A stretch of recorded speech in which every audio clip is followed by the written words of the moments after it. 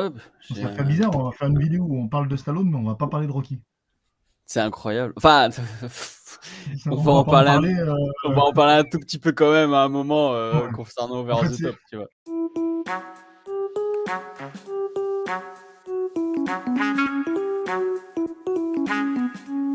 I'm Batman.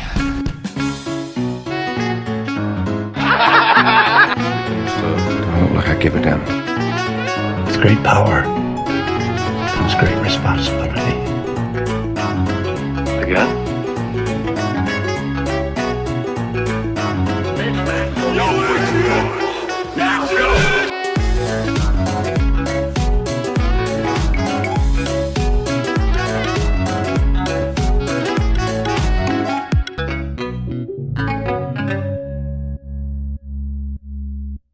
Bonjour à toutes et à tous, c'est le Serial Vlogger, j'espère que vous allez bien. C'est un plaisir de vous retrouver aujourd'hui pour une toute nouvelle vidéo, un tout nouveau 3 films pour découvrir. Et aujourd'hui, on va faire 3 films pour découvrir Rocky Balboa, Sylvester Stallone, chaque fois je me trompe. Tu l'as fait exprès? Non.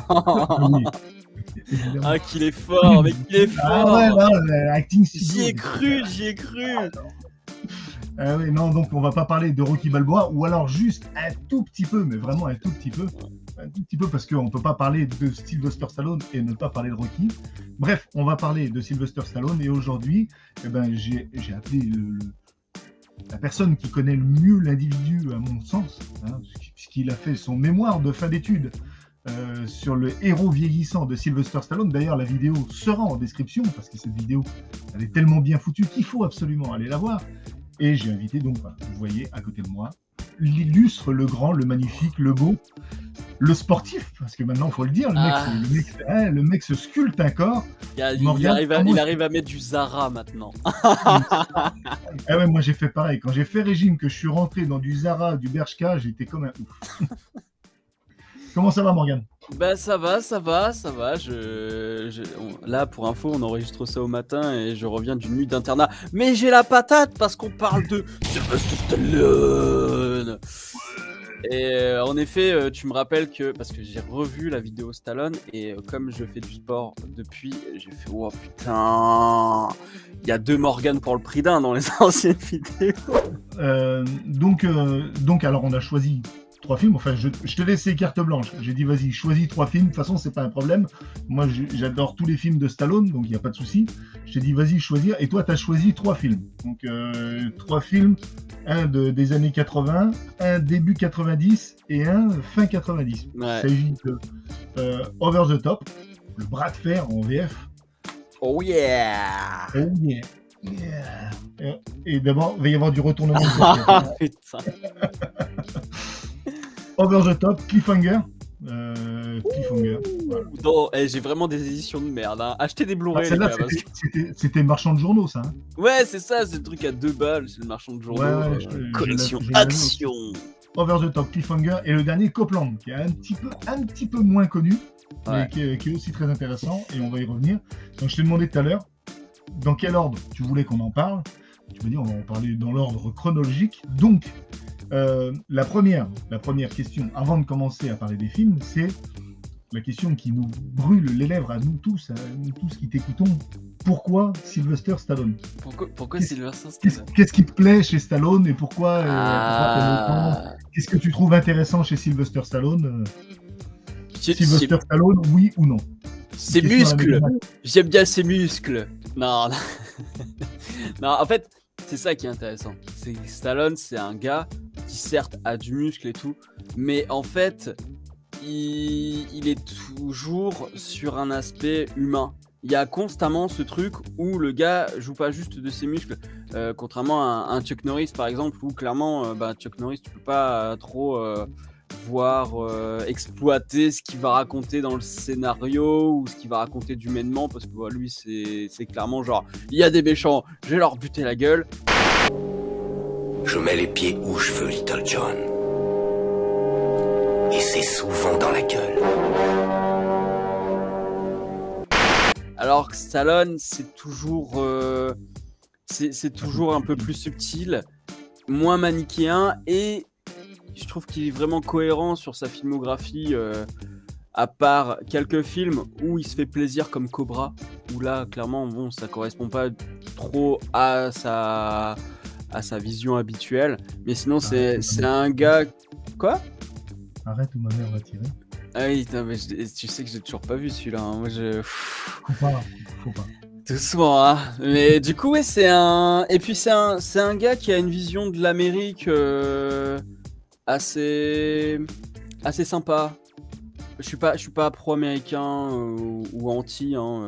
Il y a du bon et du mauvais. Je considère qu'il y a surtout du mauvais quand tu réfléchis. Mais je trouve justement qu'il redore un peu le blason et qu'il n'oublie pas d'où viennent les États-Unis, qu'il va puiser chez les pionniers, dans les fondations de l'Amérique. Et c'est vraiment un héros du peuple, d'où, je le rappelle, encore une fois, comme d'habitude, lisez ce bouquin de David Da Silva, voilà. Donc c'est bien marqué, héros de la classe ouvrière. Et c'est ça, Stallone aussi, que j'aime. C'est qu'on lui a beaucoup reproché de faire du cinéma reaganien, alors que dans la forme, certes, c'était reaganien, parce que c'était boum, explosion, refus de l'autorité et des élites, mais derrière ça, ça reste un héros du peuple, et c'est ça que j'aime aussi, quoi. D'ailleurs, alors je le dis, donc il y a la vidéo de Morgan sur les héros vieillissants des années 80, c'est ça le titre de la vidéo? En fait, c'est la transition entre les années 70 et les années 80 à travers les héros Rocky et Rambo. Voilà. Et donc il y a cette vidéo-là. Si je peux conseiller une autre vidéo aussi, c'est la vidéo de Réservoir Vlog justement sur Rocky, sur Sylvester Stallone. Donc là, t'as pas fait exprès, par contre. Là, j'ai pas fait exprès. La vidéo de Réservoir Vlog. Alors, j'ai déjà fait de la pub pour Réservoir Vlog sur la vidéo qu'on a fait sur Tom Cruise. Voilà. Je ne suis pas sponsorisé par Réservoir Vlog et je le répète, il ne sait même pas que j'existe. C'est juste parce que je trouve que son travail est assez intéressant et donc c'est bien. Je peux vous renvoyer vers cette vidéo-là si vous voulez en savoir un petit peu plus, rentrer un peu plus en profondeur. La vidéo est très très intéressante. Est-ce qu'on commencerait pas à parler du premier film? Ah bah oui, parce que sinon on va digresser pendant très très longtemps. Sinon on va niquer le time code.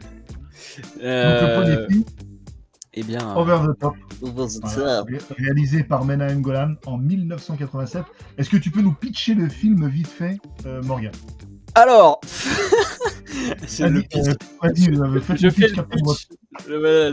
fais le pitch Captain Watt. C'est un monsieur dans un camion, il récupère son gosse qu'il connaît pas. Ils s'entendent pas très bien parce que lui c'est un bourgeois et Stallone c'est un camionneur et traverse les États-Unis en camion. Elles font des bras de fer. Donc c'est un peu un road trip movie. Ouais, bah oui, carrément. Et c'est même on peut même parler de buddy movie dans le sens où c'est deux personnages qui sont complètement différents et qui vont faire équipe en soi quand tu réfléchis. Et c'est un film produit par la Canon. Donc bon, ça peut pas, ça amène pas que du bon la Canon. Mais là pour le coup, ça va. Ouais, la Canon, moi je sais que moi j'ai vécu les grandes heures de la Canon. Quand on voyait ça décrit d'entrée sur le film, on était comme des fous parce qu'on savait que voilà, il y avait une petite patte au niveau Canon, il y avait un petit quelque chose, ils avaient un certain savoir-faire qui peut paraître un peu kitsch ou beauf aujourd'hui, mais à l'époque c'était quelque chose d'exceptionnel. Oui, bah après c'est comme toutes les sociétés de production, il y a du bon et du mauvais, tu vois. J'ai regardé Jumeaux avec les frères Paul la semaine dernière, c'est une production Canon si je me trompe pas, et putain, ok, moi j'ai beaucoup aimé parce que j'aime bien le côté nanar et débile, mais putain, les mecs ils ont écrit sur un morceau de PQ le scénario, ils sont partis comme ça quoi. Bah là le scénario est quand même pas, voilà, l'histoire c'est un peu plus complexe que c'est un camionneur qui fait des bras de fer et qui récupère son... C'est un peu plus complexe que ça. C'est pour ça que j'ai fait le synopsis un peu vulgairement pour justement en développant dire que c'est plus que ça, parce que les gens justement le cantonnent à vraiment dire c'est Stallone, il fait des bras de fer assez gros muscles, mais en fait c'est juste un prétexte encore, tu vois, c'est Parce que quand tu réfléchis, le propos c'est vivre un deuil, la rencontre d'un père et d'un fils qui doivent apprendre à se connaître alors qu'ils sont pas du même milieu. Donc il y a encore cette histoire de classe sociale qu'on a constamment chez Stallone depuis le début de sa carrière. D'ailleurs, j'ai même pas vérifié, mais je pense que Stallone, il a dû quand même... alors, peut-être pas qu'il a fait tout le scénario, mais il y a quand même ça respire le Stallone, tu vois, dans les dialogues, dans ce qui se passe. Si bien que la première fois où il y a le gamin qui va faire un bras de fer, il pète un câble parce qu'il perd, ils ressortent, et là, t'as un dialogue de Stallone. Alors maintenant, il va falloir que t'apprennes à te battre tout seul. Parce que moi, je vais te dire une chose. Le monde, jamais il te fera le moindre cadeau. Et ça, faut que tu le comprennes. On dirait que c'est les prémices du monologue qu'il va avoir dans Rocky Balboa. Je vais te dire un truc que tu sais déjà. Le soleil, les arcs-en-ciel, c'est pas le monde. Il y a de vraies tempêtes, de lourdes épreuves. Aussi grand et fort que tu sois, la vie te mettra à genoux et te laissera comme ça en permanence si tu la laisses faire. Oh putain, on dirait la discussion qu'il a avec son fils dans Rocky Balboa, quoi. Donc, il est co-scénariste. Hein. Bah voilà, ça se ressent tout de suite. Franchement, ça se ressent tout de suite. Après, je dis pas, il y a des trucs qui déconnent dans ce film. Et parfois, ça va un peu trop vite. Il y a des ellipses, il y a des trucs où tu te dis, ouais, ça marche pas. Il y a des trucs cons. Si. Quand je retourne ma casquette, ça fait... Je suis le même homme. Non, attends, je fais le vide dans ma tête. Je fais le vide dans ma tête. Ouais. Retourne ma casquette, un peu de cerveau, là là là. On, off. C'est ça. Donc, oui, ok, il y a des trucs un peu cons. Il y a des trucs un peu cons du genre, le mec ne croit pas en lui sur le championnat. Il a peur d'arriver en finale. Mais en même temps, au début du championnat, il mise $7000 sur lui-même. Donc, c'est qu'il croit quand même en lui, tu vois. Il y a des trucs comme ça, tu dis... Putain, ouais, c'est con. C'est un peu, ouais, c'est un peu con. Mais ça reste un film agréable parce que on retrouve quand même des choses intéressantes au niveau de l'écriture. J'aime vraiment cette histoire de la bourgeoisie qui veut encore ridiculiser le prolo de service, tu vois. Et Stallone aime bien jouer les prolos de service. Et en plus de ça, il y a du Kenny Loggins. Voilà. Parce qu'un film des années 80, un film d'action dans les années 80 sans Kenny Loggins, c'est pas un film d'action. D'ailleurs, le lien avec Top Gun que t'as fait avec Anto, tu vois, il y avait du Kenny Loggins. Donc voilà, s'il y a Kenny Loggins, c'est que c'est bien. C'est que c'est bien. Non, moi je trouve que le film est intéressant. Je veux dire quand même qu'il est sur Amazon Prime. Il est sur Amazon Prime en HD, donc c'est quand même du 1080. Bah oui, sur ouais. DVD, c'est 720p, donc si vous ne l'avez pas vu en Blu-ray, que vous avez l'occasion de le voir sur Amazon Prime, au moins vous le verrez au moins en 1080, ça peut être quand même déjà pas mal. Et puis vous verrez quand même que, il faut le rappeler, parce que chaque fois je me fais jeter des cailloux parce qu'on me dit que c'est pas vrai, mais c'est vrai, c'est le putain de film qui a inspiré Real Steel. Voilà, il faut le dire. Oui, c'est Real Steel, c'est over the top, mais ils ont remplacé les bras de fer par des robots. C'est ni plus ni moins que ça. C'est le même film. Et d'ailleurs, si on doit teaser un petit peu sur ce qu'on va dire plus tard, il y a un autre film où on fait un pitch de film. Mais on n'en dira pas plus. ouais, là pour le coup, c'est un film qui en résume deux autres. C'est ça. Oui, bah oui. Mais d'ailleurs, est-ce qu'on partirait pas dessus tout de suite, tu vois? Allez, c'est parce que la transition, j'ai envie de dire, la transition est toute trouvée. C'est ça, on a parlé Point Break, on a parlé de pitch un film. Enfin, un pitch de film, pardon. Oula, on va pas marquer de temps, on va pas couper la vidéo, on va pas faire un cliffhanger. C'est là le beau parleur, on aurait pu la faire. C'est ce que j'allais dire, spécial dédicace à beau parleur, il est dans notre cœur là. Oula. Ah ouais, là il est là. Et donc oui. Donc voilà, Cliffhanger, réalisé par Renny Harlin en 1993, film incroyable que moi j'ai découvert en laserdisc, l'époque, la grande époque du laserdisc. Qu'est-ce que t'es vieux. Je suis vieux. Et en plus, je dirais même pas quel âge j'avais en 93 parce que je vais être encore plus vieux sinon. J'avais 1 an. Ah ouais, t'es de 92 ça. Bah ouais. Okay. Et Cliffhanger, justement, un pitch de film. C'est des fans de sport extrême qui sont comment dire, qui sont pris en otage dans des montagnes par des méchants braqueurs. Et là, il y a John McClane qui arrive. Et là, il y a John McClane, incarné par Sylvester Stallone, qui va buter un Américain, mais qui est pas allemand. Et donc, du coup, voilà, c'est un mélange. Cliffhanger, c'est clairement les scénaristes qui se sont dit Die Hard, c'était quand même bien. Ouais, Point Break, c'était bien aussi. Ouais, vas-y, on fait un mélange du deux. Oh ouais, c'est bien. Point Hard. Et finalement, ça marche bien. Ça marche plutôt bien. Ça marche plutôt bien. Est-ce que tu peux, pareil, même exercice que tout à l'heure, est-ce que tu peux pitcher le film?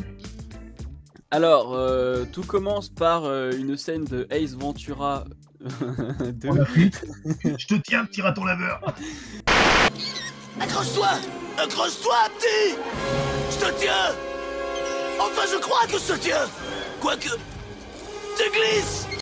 Voilà, si vous avez vu l'ouverture de Ace Ventura en Afrique, bah en fait c'est repris de Cliffhanger, c'est-à-dire que on a un raton, non, c'est pas un raton laveur. Un raton laveur qui fait de l'escalade. Stallone va sauver, va à la rescousse de son pote, de son meilleur pote qui est bloqué sur une montagne, mais il a emmené sa meuf qui a pas de compétences du tout dans ce milieu-là. Et en fait, au moment du sauvetage de la copine, ça se passe mal et elle meurt. Et donc lui, il culpabilise, il dit que c'est de sa faute. Bon, là, c'est un peu grossier dans l'écriture. Stallone, il est vraiment en mode martyr. Oh oui, c'est ma faute. Non, c'est peut-être pas de ta faute en fait. C'est peut-être juste que la meuf, elle avait rien à foutre là et que de toute façon, le harnais, il était pas connard fiable. de copain, quand on est une débutante à 8000 mètres d'altitude, il était un peu possible. Et donc, plusieurs mois plus tard, il revient pour récupérer ses affaires. Sauf que coïncidence, il y a eu un avion qui a été piraté et ils ont récupéré des valises, mais les valises sont tombées en pleine montagne. Et donc, les braqueurs vont faire croire qu'ils sont en détresse pour qu'un moniteur vienne les secourir. Sauf qu'en fait, non, c'est juste pour les mener aux valises. Et donc, Stallone va essayer d'aider son pote qui lui fait la gueule. Bouh, méchant vilain pote. Et donc, Stallone, on trouve une excuse pour le foutre en t-shirt en plein dans la neige. Son pote interprété par Michael Rooker. Oui, exact. Qui joue dans Walking Dead, pour ceux qui connaissent les débuts, les bonnes saisons de Walking Dead. Ou qui joue également dans Les Gardiens de la Galaxie. Mais oui, c'est vrai, ouais, il joue Yondu, j'avais oublié. Yondu Uwanta, voilà, pour ceux qui connaissent. Et d'ailleurs, on retrouve également John Lithgow en méchant de service. Oui, et donc oui, il jouait lui. Mais John je crois Lithgow. Ouais. Buckaroo Banzai, mais ça parlera pas à grand monde. Mais Buckaroo Banzai, voilà, c'est ça, c'est Buckaroo Banzai, parce que je me disais, mais dans Buckaroo Banzai, à un moment, il a des dents cheloues et tout, c'est ça, hein. C'est parce que c'est celui qui reste coincé dans le Mais ouais. Et je me disais, mais c'est dans quel film où il y a des trucs chelous comme ça? Et je savais que c'était un film méga chelou. Buckaroo Banzai, regardez Buckaroo Banzai, parce que sans Buckaroo Banzai, il n'y aurait pas eu Retour dans le futur. Ça, faut le savoir. Et je pense que j'en parlerai un jour ou l'autre, parce que ce film est incroyable. Bref, là, c'est pas du tout le cas. On est sur du Sylvester Stallone assez stylé. Assez stylé, qui fait quand même malgré tout pas mal de cascades lui-même. Il fait pas toutes les cascades, il a été doublé par un vrai... Non, et d'ailleurs, ce qui est intéressant, c'est que quand même, dans le générique de fin, le cascadeur, il est quand même au début du générique. Et ça, c'est assez rare pour être noté, parce que généralement, les cascadeurs, ils s'en foutent, ils le mettent à la fin totale, quoi. Alors, il y a un truc, c'est que le cascadeur est au début du générique. En plus de ça, le pauvre, il a pas vu le film. Parce qu'il est décédé en août 92, peu de temps avant la sortie du film. Donc c'est peut-être aussi pour ça un peu, ils l'ont peut-être mis en forme d'hommage. Donc le film en lui-même est assez c'est assez classique. Assez classique, mais il y a aussi, encore une fois, beaucoup de paysages en décor naturel. Alors je vais faire pareil que tout à l'heure, je vais vous renvoyer vers une autre vidéo, mais si vous n'avez pas vu la vidéo de Monsieur Mea sur Cliffhanger, où il donne une multitude d'anecdotes et de trucs sur le film, c'est assez incroyable. Il y a énormément de choses qui sont intéressantes dans ce film-là. Stallone joue vachement bien et tu disais tout à l'heure, tu parlais du côté traversée du désert de Sylvester Stallone. Voilà, il y a eu pas mal de films. Enfin, il y a eu une grande période où il a eu énormément de mal à émerger, à sortir, et ça fait partie des films voilà, qui ont explosé, qui ont tout cassé. C'est pour ça que je l'ai choisi, parce qu'en fait, dans les années 90, clairement, il a fait que des films qui ont bidé quasiment, et quasiment que ça. Et justement, à la fin de ce bouquin, t'as le box-office. Et juste pour vous donner une idée, Rocky V qui sort en 90, le budget il est 42 millions, le box-office US, il est de 40 millions. Alors, je prends pas le box-office mondial parce que les USA, pour savoir les Américains, pour savoir si un film a été bon ou pas, ils se basent principalement sur le box-office national. Et de toute façon, même l'international, tu vois, il a fait 120 000, il a à peine triplé, quoi. Et l'embrouillé dans le sac, on est sur du 35 millions et box-office US 23 millions, donc il perd. Arrête où ma mère va tirer, 28 millions, box-office... Ah, par contre, il n'y a pas le budget. Mais, et Cliffhanger, alors que tous les autres films, généralement, ils gagnent quoi soit ils sont déficit, soit ils gagnent 10 millions. Bah, Cliffhanger, lui, il est à 65 millions. Au box-office américain, il fait 84 millions, donc 20 millions de plus. Et box-office mondial, 255 millions. Et c'est le seul qui va faire du plus de 200 millions, quoi. Et c'est le seul film des années 80, des années 90 qu'on garde en mémoire d'un point de vue réussite. Parce que même Demolition Man, que j'adore, et même Judge Dredd, c'était quand même un four, tu vois. Mais pour le coup, même Demolition Man n'a pas bien fonctionné, et c'est vraiment Cliffhanger, qui est le seul film des années 90 avec en tête d'affiche Stallone pour un film d'action. Qui va vraiment fonctionner, quoi. Après, je pense que Cliffhanger était beaucoup plus cinématographique. C'est-à-dire, quand je dis cinématographique, c'était un film à voir au cinéma. Par ses paysages, d'accord. Il avait un côté beaucoup plus imposant que Demolition Man. Je pense que sa popularité, elle était faite plus tard en VHS. Par la VHS, bah oui. C'est la VHS qui a fait la popularité du truc. Parce qu'aujourd'hui, Demolition Man, c'est un film qui est culte. C'est typiquement un film qui aurait pu être produit par la Canon, pour le coup. Complètement. D'ailleurs, moi, ce film-là, j'ai découvert en VHS. J'ai découvert en vidéoclub à l'époque, tu vois. Mais Cliffhanger, ouais, c'était un truc qui t'en mettait plein la vue et qu'il fallait absolument voir au cinéma. D'ailleurs, toute la promotion, moi, je m'en rappelle à l'époque, toi, tu t'en rappelles pas, parce que tu es trop jeune. Mais la production, voilà, c'était ça. Et, la promotion du film, il te faisait voir, voilà, filmé sur grand espace. C'était, tu sais, la scène d'intro filmée en hélicoptère où tu voyais Stallone qui escaladait. Tout était misé là-dessus, sur dire, voilà, tout était fait dans la promotion pour faire venir les gens au cinéma. Ils ont vraiment pensé cinéma quand ils ont fait ce film-là. Ils n'ont pas pensé VHS comme avec des petits films comme t'as cité, tu vois, Judge Dredd, Demolition Man, ou toi même Daylight qui est sorti plus tard, tu vois, c'est des films, c'est des films de VHS. Daylight, s'il avait été produit aujourd'hui, finirait directement sur Énergie 12 ou sur la 17, tu vois, sur C-Star. C'est clairement c'est ça. PFX ou NPR, ouais. Mais après, c'est un film qui même dans le langage cinématographique reste quand même bien produit, tu vois. Il pense à mettre un gros plan à tel ou tel endroit. Et je me rappelle, hein, j'avais jamais remarqué, parce que moi je l'ai vu que 2 fois ce film. Je l'ai revu hier pour l'occasion. Et il y a un moment où t'as son ex qui décroche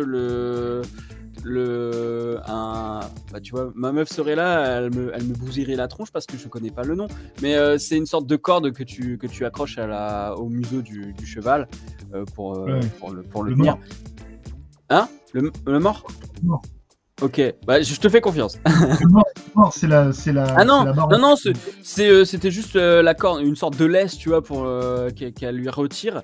Et en fait, il y a un gros plan, mais très court, qui te rappelle justement un harnais, comme si le harnais qui relâche, et en plus de ça, c'est au moment où Stallone revient sur ses terres, Et donc, bah, nous, tout de suite, on fait le lien avec son trauma Avec juste le avant. harnais du début. Et tu te dis, bah, putain, c'est tout con, mais ça, le réalisateur, il y a pensé, tu vois, à choisir cette échelle de plan-là.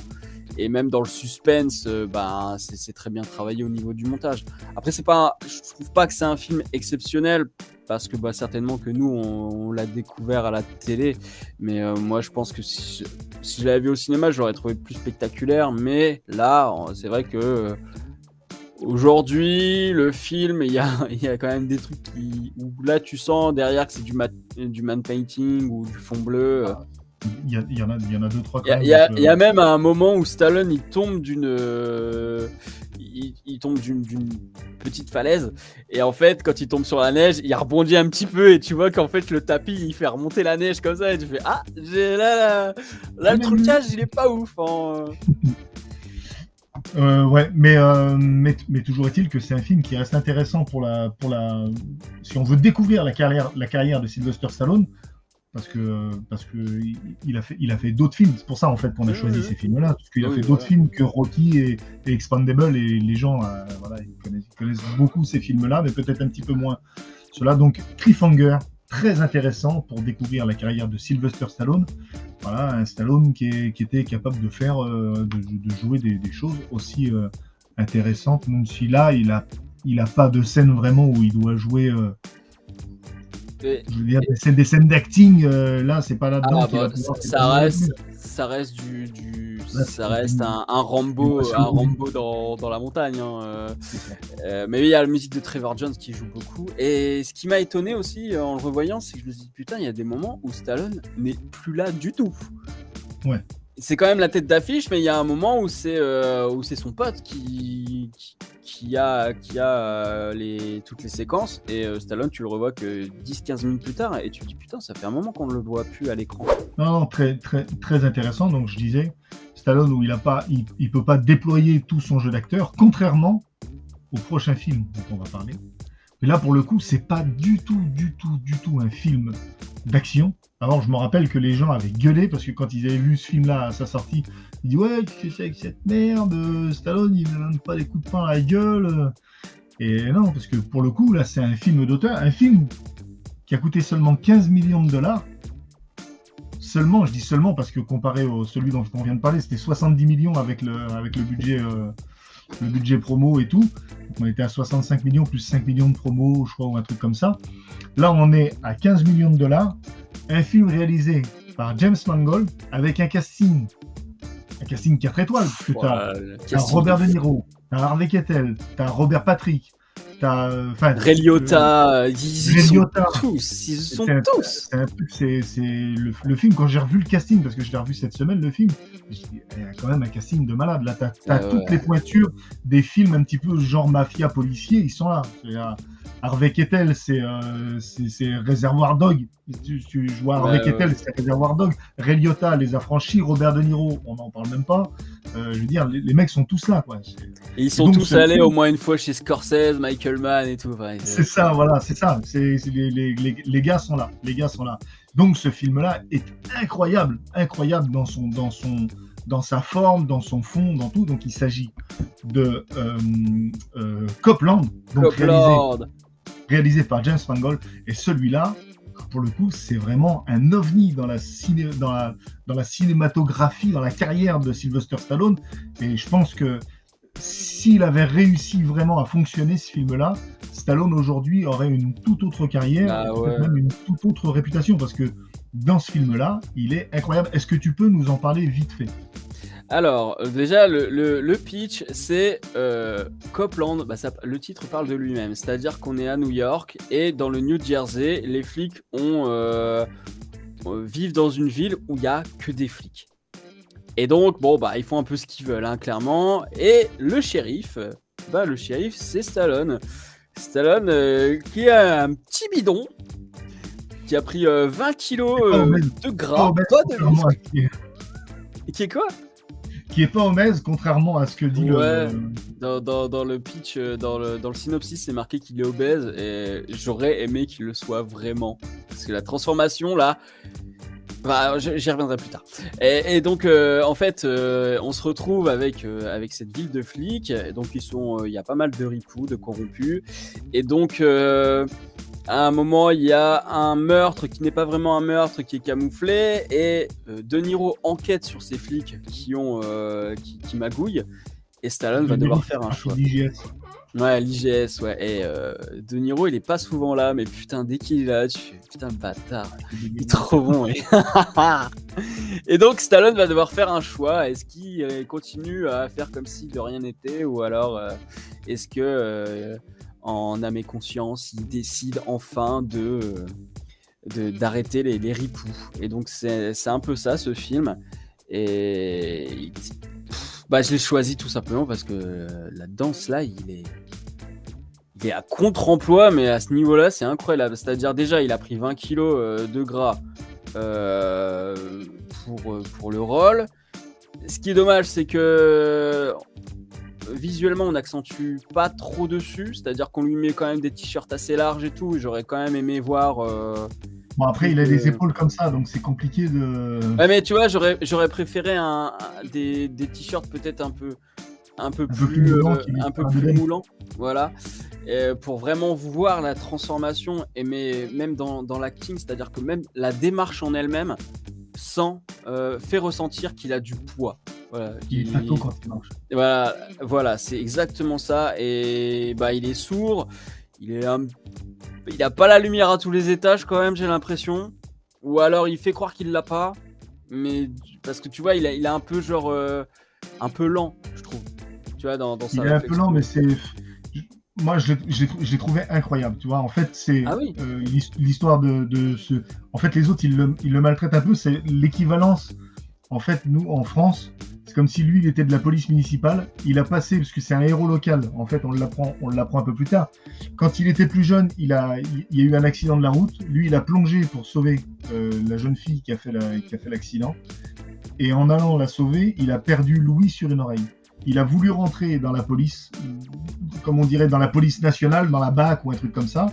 Et du fait de son handicap, de sa surdité d'une oreille, il a été recalé 3 fois. Et en fait, du coup, les flics, ils ont choisi de le prendre quand même un peu par pitié, et parce que ça les arrangeait aussi de ne pas mettre un vrai flic, un vrai policier. Ils ont choisi de le mettre lui parce qu'ils savent que ce sera plutôt un pantin qui pourront manipuler. D'abord, les gens lui marchent dessus tout le long du film. Ils le maltraitent, ils le prennent vraiment comme une merde. Et donc, ils le mettent policier municipal. Et d'ailleurs, c'est shérif, hein, pour info. Hein, c'est shérif, ouais, mais c'est le chef de la ville. D'abord, avec Ethel dedans, il dit t'es pas un vrai flic, tu te prends pour un flic, mais t'es pas un vrai flic, toi. Il dit allez, rentre chez toi. T'inquiète, nous les policiers, on sait ce qu'on a à faire.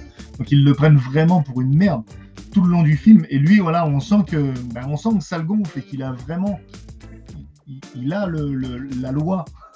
La loi, c'est pas lui là. Il est complètement à l'envers de ce qu'on vient de dire. Cliffhanger, le héros qui gravit les montagnes, les machins. Là, il est au bar, il se bourre la gueule. Quand il a plus assez de monnaie pour jouer au flipper, il va taper dans les parcs-mètres de la ville. Ouais. Il est incroyable, il est incroyablement juste en plus. C'est-à-dire qu'il arrive bien à jouer ce mec-là, quoi. Et tu vois, pourquoi j'ai choisi ce film-là aussi, c'est que Stallone n'a jamais vraiment tourné avec des grands réalisateurs parce que c'est une grande gueule, parce qu'il veut tout contrôler et il casse les couilles. Là, avec James Mangold, je sais pas comment ça s'est passé, mais bizarrement, il a pas dû trop faire chier le monde, pour une fois. Et sinon, à chaque fois, ça a mal tourné. Rambo 2, il s'est embrouillé avec James Cameron, et il a réécrit le scénario. Il y a d'autres réalisateurs qui devaient tourner avec lui, des grands réalisateurs, hein, j'ai plus les noms, mais ils ont dit non, vas-y, c'est bon, tu casses les couilles, je vais prendre quelqu'un d'autre parce que toi tu m'énerves. Je crois que c'était avec Coppola où il voulait carrément lui dire comment faire, tu vois. Tu dis pas à Coppola comment il faut faire, putain, merde, ça, il reste un peu humble, putain.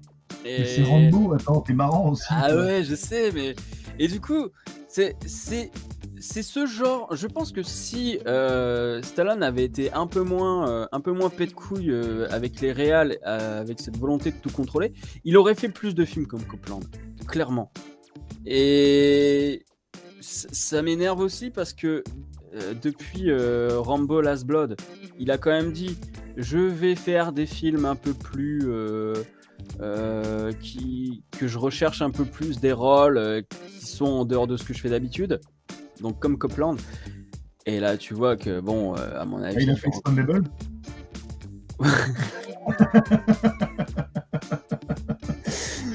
Et là tu te dis bon ok, t'as l'impression que même après Last Blood il va quand même rempiler pour des films comme ça d'action.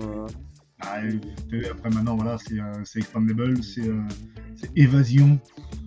Ouais, bah le premier ça va et après on en parle. Après, ça se gâte un peu. Mais ouais, en fait c'est le rêve. En fait ça c'est vraiment le début d'un rêve que j'aurais voulu voir se réaliser quoi. Copland c'est vraiment le film où tu te dis putain Stallone aurait pu avoir une carrière comme ça à partir de ses 50 ans tu vois. Du coup, on a souvent parlé de Rocky Balboa en disant que Rocky, il y avait un côté autobiographique avec la vie de Sylvester Stallone. Et si tu regardes bien, Copland, il y a un petit peu ce côté-là aussi.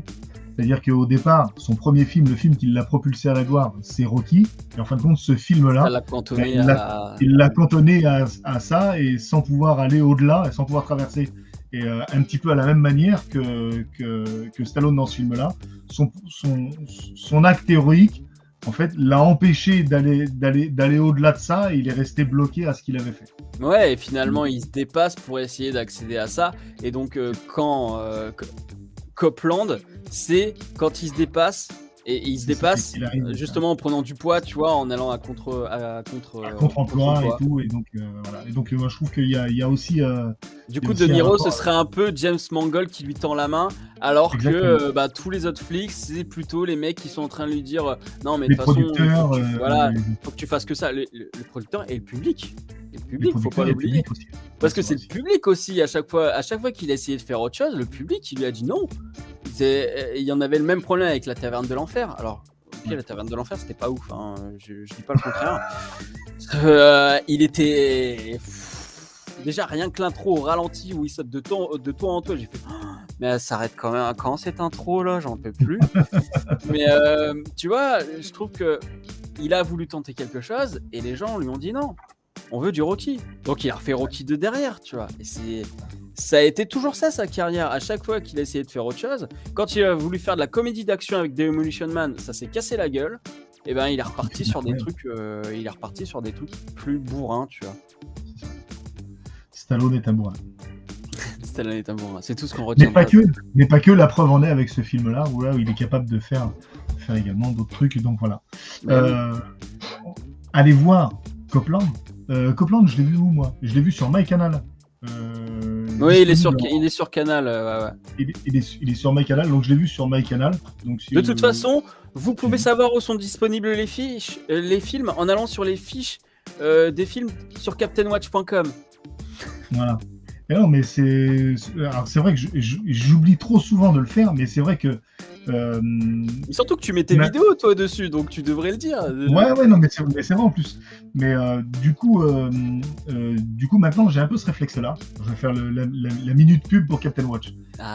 Quand je veux savoir où un film est disponible, je vais sur Captain Watch, je tape le film et c'est vrai qu'en bas tu as une section où tu peux le voir ou en VOD ou en SVOD. Ouais, tu peux le voir via tes abonnements ou via la location et sur quel site, s'il est disponible. Et maintenant, pour la SVOD, tu n'as même plus besoin de scroller, c'est-à-dire que maintenant, on le met à côté du titre en haut de l'affiche.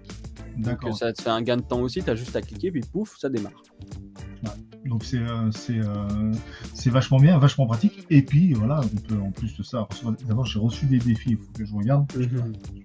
J'ai peu le temps de regarder, mais comme ça, voilà, vous pourrez savoir aussi ce que Eddie fait en dehors de ses vidéos, ce qu'il regarde en dehors de ses vidéos, et ça c'est cool. C'est ça. Eddie ou Morgan, si vous pouvez regarder aussi ce que Morgan fait, parce que voilà. Moi j'ai découvert ça, j'en ai parlé avec plein d'amis, plein de trucs avec moi. Maintenant, voilà, il commence à aller sur Captain Watch parce que c'est bien fait et c'est intuitif en plus. C'est-à-dire que Non, mais c'est vrai, c'est qu'en plus de ça, comme il y a le côté algorithmique et, par rapport à nos goûts, c'est-à-dire que quand on s'inscrit la première fois sur Captain Watch et qu'on commence à noter quelques films, il y a un algorithme qui se met en place et en fait, par rapport à nos goûts à nous, il va nous proposer des films qui seraient susceptibles de nous plaire. Voilà. Ou après, quand nous, on va chercher un film, il va nous donner une note par rapport à nos goûts et nous, ce qu'on aime, si ça correspond avec ce qu'on aime ou ce qu'on n'aime pas. Et du coup, c'est vachement bien, en fait. Du coup, c'est vachement bien foutu. Eh bien, merci, c'était une très bonne pub. J'ai beaucoup aimé. Non, mais je sais pas si c'est une très bonne pub, mais mais moi, j'aime bien le concept. J'aime bien l'utiliser. Voilà tout. Morgane? Eddie? Un dernier mot pour la fin? Adrien! Bon, ça c'est dans le générique, donc je t'ai oublié. Non mais oui, retrouvez-moi pour parler de Sly sur la chaîne. Parce que j'ai parlé aussi de Rambo Last Blood en expliquant que c'était pas un film de droite, notamment. Donc n'hésitez pas à aller voir ça, parce que Rambo Last Blood, tout le monde a dit ouais, c'est pro-Trump, et moi j'ai prouvé le contraire, donc n'hésitez pas à aller voir. Donc allez voir la vidéo, je la mettrai aussi dans la description. Ça marche. Merci. Et Ah, si vous voyez un monsieur joufflu à l'écran, c'est bien moi. C'est bien moi. Ce n'est pas Boubou. C'est Morgane. Morgane, merci beaucoup d'avoir accepté ton invitation. Pari tenu, hein, on avait dit 30 minutes, ça fait 1 heure, donc c'est bon. Peut-être qu'au montage, tu vas réussir à raccourcir. Je vais grappiller quelques minutes, mais pas énormément, mais je vais grappiller un peu, parce que j'avais lancé l'enregistrement un petit peu avant. Bref. Merci beaucoup d'avoir accepté l'invitation pour venir parler de 3 films pour découvrir Sylvester Stallone. Quand tu veux, avec toi, il n'y a pas de problème. Voilà, ça va, ça roule. Alors, en tout cas, voilà, ça m'a fait super plaisir en ce samedi matin de pouvoir discuter d'un acteur que j'aime beaucoup. Voilà, d'un cinéaste, parce qu'il fait tout. Réal, scénar, acting, production. Le mec est bon. Oh là là. Donc voilà, on se retrouve très prochainement pour un prochain 3 films pour découvrir. Et je ne vous dis pas avec qui et je ne vous dis pas quoi, parce que j'en ai tellement à faire que je ne sais pas exactement lequel sortira avant l'autre. Bref, on se retrouve très vite, très bientôt. Retrouvez Morgane sur sa chaîne Morgane et son ciné. Les liens de ces vidéos dont on a parlé, elles seront dans la description. Moi, voilà, c'était le Serial Blogger. Je vous dis à la prochaine pour une nouvelle vidéo. Ciao. Salut.